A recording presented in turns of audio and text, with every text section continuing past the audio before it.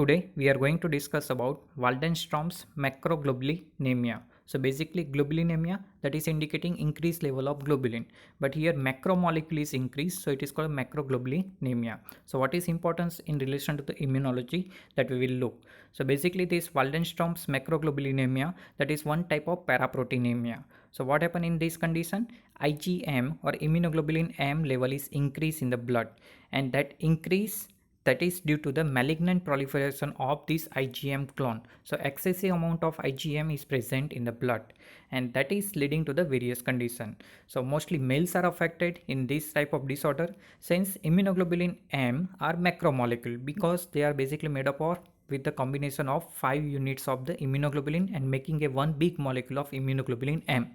It is also a natural antibody. It is also for the primary immune response.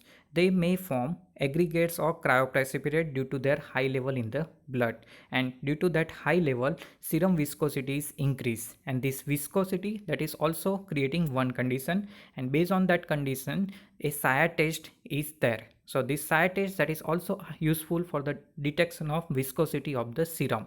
So what is SIA test, that we will look. Normally a drop of serum is allowed to fall into a test tube containing water. So what happens, normally a serum will be sprayed out, but when there is a high viscosity due to this immunoglobulin M molecule, that is creating hyperviscous serum, and when it is fall into a test tube containing water, it will create a globular precipitate, and this globular precipitate, that is the basis of the SIA test.